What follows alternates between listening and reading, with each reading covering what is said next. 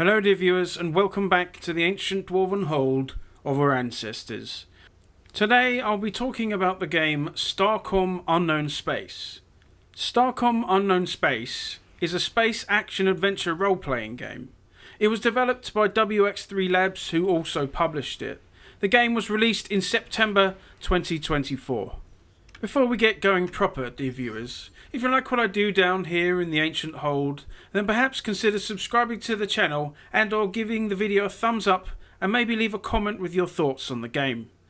Any way that you might show support for my little channel is most welcome. If you've been following my channel a bit, you might be aware that not too long ago I reviewed another game, Starcom Nexus, by the same developer. It was also the same game type as this, and one that I enjoyed quite a lot. Well, Starcom Unknown Space is apparently not a remake of the game, but it very much kind of feels like that. Unknown Space essentially feels like a redo of the first one, with many features improved upon and enhanced. I was interested in checking out this new version to see what has been upgraded in terms of game systems, graphics quality and so on. In Starcom Unknown Space, you take on the role of a ship's captain whose vessel has been caught in a wormhole in space that has been sent to another universe. Fortunately, there is a Starcom base here whom you can communicate with and receive orders from. From here you will explore systems throughout this new galaxy, scanning planets, blowing up asteroids, fending off aliens, and wondering how you might get back to your own universe. Unknown Space is a two-dimensional game, and with that of course you only have 2 planes rather than 3. This means that space in all its vastness has no levels of elevation. Like the previous game, all ships, objects, planets, stars and whatever exist on the same flat axis, which means you can't move over or under anything. The only exception is planets and stars, which allow you to pass over them. Though I wouldn't get too close to a star if you can help it. As with the first game and similar ones, this means that there is a lot of code and maths that they don't need to worry about. Again, this is a small studio and I don't blame them for doing so. In fact, I would say that this is the kind of genre and theme that is common with these sorts of indie space action RPG type games. The overall graphical style errs on the side of realistic, but with some quirkiness to it too. Many alien ships and installations look somewhat, well, alien in their design, some resembling bugs with weird antenna things and such, and other odd designs. Most are also striking in colours, perhaps to emphasise the distinction between the human Starcom and their strange and different alien ways. Your own ship you design yourself, restricted by available materials and skills, which means you can make them look as strange and as simple as you like. You initially only have access to the simple off-white grey colour of what you might say is traditional for spacecraft, but if you research the right skill you can change that all as well. Unknown Space is clearly an upgrade to the previous game in terms of fidelity. Ship animations, weapons firing, fire itself, and damage to ships and stuff feels more animated and detailed. I am not any kind of expert on computer graphics, but it all seems to be improved in quality, like a high definition version of the first game.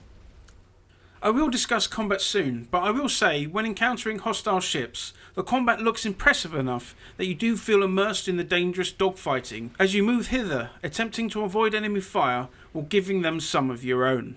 Overall, Starcom Unknown Space is a good looking two-dimensional game that does very well for itself in this old dwarf size. The audioscape, as you travel amongst the stars, is mostly calm and reassuring, with that atmospheric feel to it that you might expect with other space games like EVE or Star Valor or similar. It fits very well with the epic scope of space itself. It can be quite relaxing floating out in space, as the music provides a splendid accompaniment. There is of course more dramatic music that arrives in combat and other situations too, which is equally as good. The various game sounds and such all sound decent too. Lasers and other turret type weaponry sound as you might hope, helping to create a satisfying feeling when blasting away at the enemy. Similarly, missile weapons also feel good as they fly through the air and hopefully thud into the enemy ship. More than once did I be hearing that specific swoosh sound coming from somewhere off screen, an ominous warning of incoming missile fire. There isn't any voice dialogue, with all the communications between you and other NPCs only appearing in text form. This is mostly fine, and thankfully there isn't reams and reams of text to go through as you converse with friend and foe alike, so that's good. You begin the game with a small ship, having been sent through the strange wormhole that has sent you to this new universe.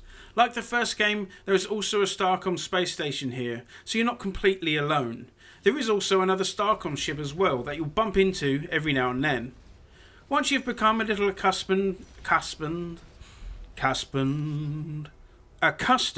to the controls and the UI, you are tasked by the commander at the station to explore this strange new universe and seek out new life and new civilization, and hopefully find a way to use the wormhole to get back to your own original universe. There might be some other motives for your presence here too, but I will let you discover that on your own. I'll stop banging on about the original after this, but very similar to the original game, the basic game loop of Starcom Unknown Space consists of you travelling to different solar systems through various means, exploring any planets or points of interest within them, destroying asteroids for materials, communicating with local life forms, and defending yourself from naughty baddies that are looking to do you in. This is how space is divided up, with the systems consisting of a star of some kind, usually in its middle, with planets and other stellar objects surrounding it. You can get from system to system by several different ways. The easiest way is to use one of the jump portals that are littered throughout locations in the game. When you fly close to one, you can activate it and then instantly jump to any other portal in the universe that you've already discovered. The problem is that some systems do not have a portal at all, or have one which you have yet to discover. This means you'll have to find other means of getting there. The second method is by using a flinger. These are special gates that when you get close will fling you through space at immense speeds to a neighbouring system. This is pretty quick and rather handy, but they are limited to jumping just one system on, which means you'll likely be using several in sequence to get somewhere. Still useful though. The final way is simply to use your ship's engines to drive you to your destination, the old-fashioned way. This is obviously the slowest way to travel and one you should avoid if possible. Your engines can move you at a reasonable pace while exploring a system, but moving between them crosses a lot of empty space that can be quite time-consuming. Luckily, there is a force in the universe called void drag. Large objects like planets and stars and such elicit a drag on ships close by that slows them down. But when you enter into the black vastness between systems, this drag is mostly depleted, which means your ship will travel at faster speeds. There are also certain systems that you can add to your ship, besides more engines, that will increase your speed in deep space. Travelling through deep space, shorn of any celestial objects, you can come across some interesting things, like derelict ships containing useful data or materials. You might come across stranded spacefarers, strange objects, and other bits and pieces. This is a good addition, I feel. You can set up an autopilot that will take you to a selected target, that will even make use of jump portals and such to get there. But if nothing like that is available, you'll simply be chugging through space for some decent periods of time. With the different things you can come across, it means you still need to pay some attention to your journey, as you might miss something that might have provided you some sort of reward for your cause. Without this, some of the travel could be quite a slog, which may cause you to check out, as they say. Once you've reached a system, by whatever means, you can use your ship's engines to move between planets and other interactables. When you move near a planet, you can initially scan it to assess whether it is worth sending an away team down to investigate further. This is cool, but I don't know, fairly often a planet will have nothing of interest, and you'll simply move on to the next. If you hit a few in a row like this, it can be a bit boring. I guess gas giants don't have any actual physical service to land on, but yeah, it would be good that instead of finding nothing at all, there was at least some sort of thing you could interact with, or some nominal amount of research points that you could gain. When the scan finds something on a planet, you'll send down an away team. They will provide a report on their findings and usually require some sort of decision from yourself, or simply just find some materials or information. The events differ, but usually you will decide for the team to proceed a certain way or another. There can be attribute checks that your crew must pass to access something potentially valuable. These checks will randomise a number between 1 and 100 and add a certain number with regards to the skill of your crewmen to see if you've passed the check. Simple stuff, and being successful will usually lead to something useful. There are other objects in space, like great floating stations and artifacts for you to interact with. Sometimes an event or interaction might require you to have certain knowledge gained elsewhere, or some special doodad to initiate a machine or something similar. This means that sometimes you will not be able to complete a certain event, and will need to come back later. Luckily, the star map can flag those which you need to come back to, and you're able to leave quick notes about the place, which I found very handy. I think a word or two needs to be said of the writing in this game. There is a lot of scientific explanation and talk between the crew when dealing with an encounter or discovery. It all sounds very Star Trek-like, adding credence to a scientific believability of what you're getting up to. I have no idea if any of this is true or merely just concerning speculation, while it seems like the developer has put a lot of effort into this aspect of the game, which I appreciate.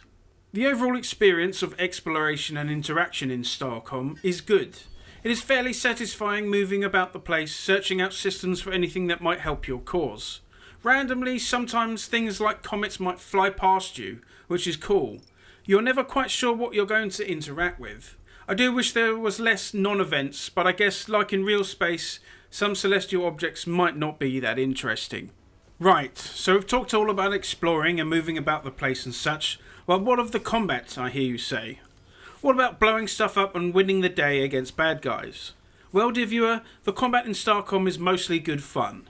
When engaging in battle with enemy ships, you will move your ship in real time, attempting to avoid enemy gunfire while blasting away at them with your own. You will start off with just simple Mark I laser turrets, which you simply direct with the mouse and press the fire button. As the game progresses, you will unlock different types of weaponry, like missiles or laser beams. Some weapons will require you to lock onto the enemy with the right mouse button, while also keeping them in the arc of fire of your ship. The laser turrets have a 360 degree of fire. The combat feels visceral enough to keep you engaged with it. Sometimes you'll get into some real dogfights, even with more than one enemy, which will force you to use all your cunning and skill to survive. I would suggest researching battle stations as quickly as possible. This is basically a cooldown that you can use that will increase energy regeneration and send the repair systems into overdrive. To add some complexity and interest to combat, you're able to target and destroy different sections of enemy ships. For example, if you aim at the rear of their ship, at the engines, after causing enough damage, the targeted engine will be destroyed. It seems all ships in Starcom are created in a hexagonal component way that I'll be talking about shortly, which allows for this sort of destruction. The same goes for laser turrets, drone bays and other bits and pieces. This means you can be clever with what you're firing at. You could cripple a ship's ability to move anywhere, locking them down in place so they can't try to evade your attacks. Or you could aim to destroy all of their laser turrets, leaving them as dangerous as a puppy. Luckily, the enemy cannot do the same to you. You will simply lose overall HP for your ship, and certain systems will go offline, but they won't be destroyed. Sometimes the combat can be a little simple, with you not bothering to move much and just pitch up next to an enemy and blast them away before they can do you any meaningful harm. If you're pushing exploration though, you will find more dangerous foes and in greater numbers. Besides all the exploring and fighting, you'll probably want to know what progress is like in Starcom Unknown Space. There are no levels to gain or anything. Instead, you can use research points, which you acquire through exploration and everything else. You can then use them back at the Starcom outpost to unlock new skills and knowledge. This could be researching missile weapons, bigger maximum ship size, engines, tractor beams and more besides. Researching certain skills will upgrade the capabilities of your ship, as well as allowing you to build new modules for said ship. One thing I wasn't too fond of was I couldn't check the research panel unless I was near the Starcom outpost. Requiring you to come back to base to spend research points is okay, but at least let me look at the panel when I'm out and about. One of the things that makes this game rather interesting is the ability to build your own ship. When at the Starcom station, you can visit the shipyard. Here you can put modules together to the shape of your choosing. Your ship will always begin with the main bridge, the size of which you can unlock as you progress through the game. Every module or weapon or engine in the shipyard takes up one or more hexagons. You attach each item to a free side of another module's hexagon and so on, building out the ship you wish to construct. At first, you don't have lots of things you can add to your ship, but you will again unlock more as you spend research points and progress through the game. The size and makeup of your ship is simply limited by the maximum number of hexes you've researched and by what materials you have at hand. Materials are gained mostly through interaction with planets and trading with other races, though you can actually go mining by blasting upon asteroids and hoovering up any materials they drop with your tractor beam. I must say it is quite fun to go out and explore, then come back to base and add more stuff to your ship. It is that satisfying game loop that keeps you playing as you just need a little more uranium or something else to make the new laser turret to go pew pew with. Finally adding those missile launches or upgraded engines is a good feeling that is a sign of interesting progression within a game. And it isn't just building more guns and slapping on more engines. You'll be best served by building things like bulkheads to bolster your hull, or thrusters that will help with turning speed alongside all of the fancier stuff. I enjoyed this part of the game a lot, though I imagine it could be somewhat stressful as you might be unsure about how much of something you should add and so forth. You do start to get a feel of things once you are out in space, noticing what might be prudent to add to your ship, and of course you're always limited by the materials you have available to you. I need to say a few words concerning the story, just briefly dear viewer, I won't spoil anything. This isn't just an exploration and combat simulation. There are all sorts of quests to complete that require some thinking of where to find things and who you might need to talk to. The story is well thought out, and after initially not being too sure what was going on, it came together rather well, giving a satisfying RPG experience. Overall, I had a lot of fun with Starcom Unknown Space. The main game loop of exploring, investigating and combat, tied with the shipbuilding and researching, feels solid and rewarding. Nearly everything about the game is improved from the previous game, but still keeps that same spirit as before. I really enjoy these sorts of two-dimensional space adventuring games, and Starcom Unknown Space is a bright example of the genre. There are a few small things I wish were different, like allowing you to see research wherever you are in the universe, or some not particularly interesting star systems, but on the whole this is a really good game and one worth checking out for sure. If you like space action adventuring games, then this is a sure thing for your collection. I would say that the first game is definitely worth playing, but if you're going to get one of the two Starcom games, and unless you want to experience the evolution of the series, then I would surely recommend this one. And there we go dear viewers, another video down here in the ancient dwarven hold of our ancestors. I hope this finds you well. Thank you for watching, and I shall see you next time.